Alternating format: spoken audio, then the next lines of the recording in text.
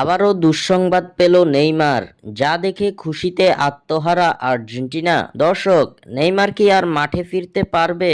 আপনাদের মতামত জানিয়ে দিন কমেন্টে। ইনজুরি ইনজুরি ইনজুরি, নেইমারের ক্যারিয়ারটা যেন এই এক শব্দেই ব্যাখ্যা করা যায়। ক্লাব বদলেছেন বহুবার, তবুও বদলায়নি নেইমারের ভাগ্য।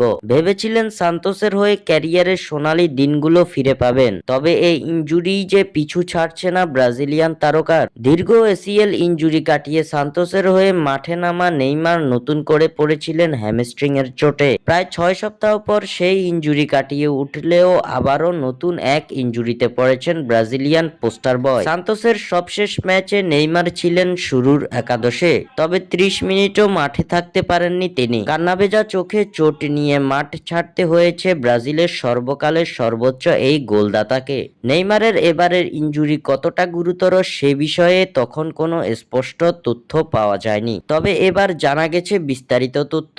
জানা গেছে নতুন করে এক আঘাত পেয়েছেন নেইমার। পরীক্ষা নিরীক্ষার পর নেইমার জুনিয়রের নতুন আঘাত ধরা পড়েছে। এবার সেমি মেমব্রেনাস পেশিতে আঘাত পেয়েছেন তিনি, যার জন্য তাকে কমপক্ষে 1 মাস মাঠের বাইরে থাকতে হবে বলে ধারণা করা হচ্ছে। এমন খবরে বেশ হতাশই হবেন তার ভক্তরা, তবে খুশি হতে পারেন আর্জেন্টাইনরা। স্বাক্ষর থেকে সাদবিন ইসলাম।